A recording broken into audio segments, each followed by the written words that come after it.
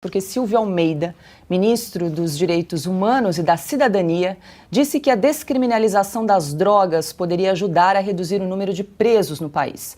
Abre aspas.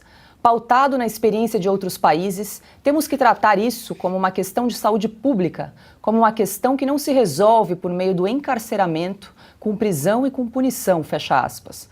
O ministro ainda falou de uma ação que tramita no STF desde 2015 para descriminalizar as drogas. Abre aspas. Eu, particularmente, sou favorável a que essa ação seja julgada e que essa questão seja resolvida no Brasil, fecha aspas. Coronel Gerson, quero te ouvir em relação a esse assunto. Quero perguntar como é que funciona a questão das drogas, como é que está a situação no estado da Flórida, em particular. Eu lembro que o senhor trouxe aqui no programa também aquele manual que foi distribuído durante o Carnaval aqui no Brasil, o manual de uso de drogas, que nós comentamos bastante aqui também.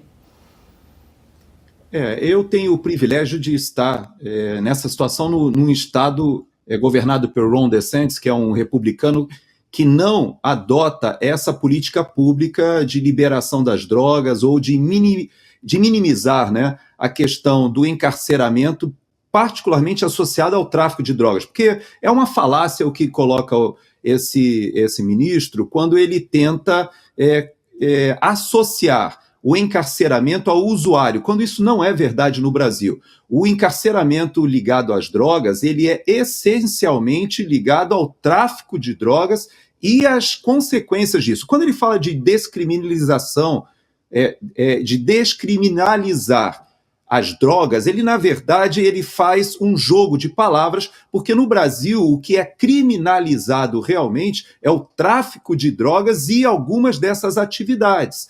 Então, quando se compara, como você me fez essa provocação da Flórida, eu quero dizer que eu gostaria muito de morar na Califórnia. Era o meu sonho de consumo, era morar lá, ser vizinho lá da Ana Paula. Porque eu conheci Santa Mônica, aquela área muito bonita ali da praia, na época que não havia aquele monte de usuários de fentanol, de usuários de cocaína, de usuários de heroína, aquele monte de gente que está nos locais lindos de São Francisco e de Los Angeles, e que hoje estão nas ruas por causa desse tipo de política pública. E para não me delongar, eu vou só ler um pedacinho aqui do livro fantástico do meu amigo Roberto Mota, que fala sobre a construção da maldade, né? Ele fala que a solução para esse assunto, não há solução para o problema das drogas, muito menos através da legalização ou descriminalização.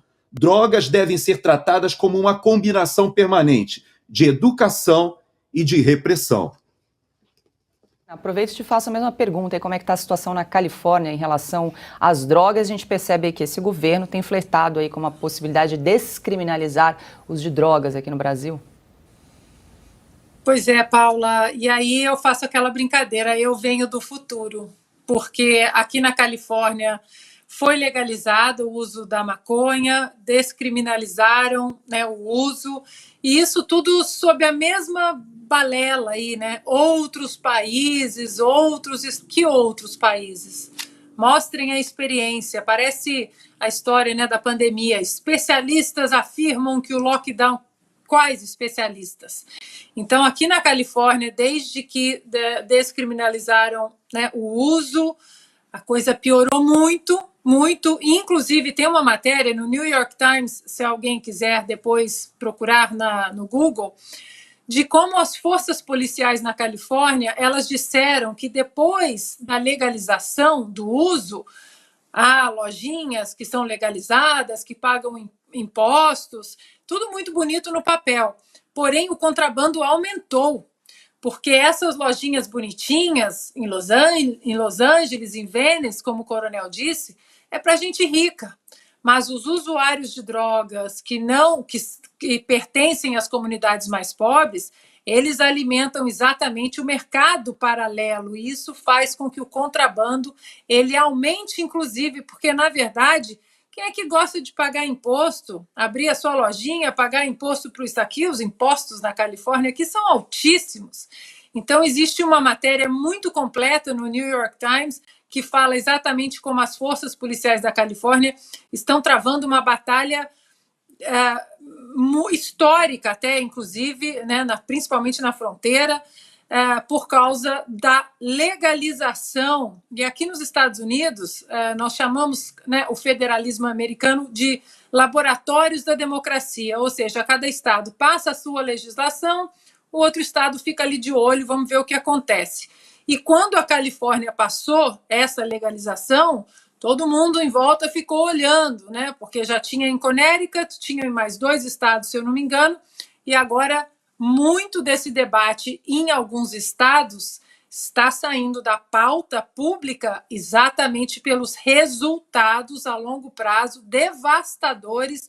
Há lugares aqui, Paula, que você anda na rua, o cheiro é insuportável, não é em todo lugar, mas em muitos lugares, e isso aumenta a criminalidade, menores que começam no mundo das drogas de maneira muito cedo, né, aos 13, 14 anos, ou seja, não se enveredem por esse caminho. E a pergunta que eu deixo para o ministro dos Direitos Humanos é se ele vai se pronunciar em relação aos presos do 8 de janeiro e a situação, né, a que eles estão submetidos, né, a situação desumana a que eles estão submetidos nessas prisões. Ele não vai falar nada sobre isso?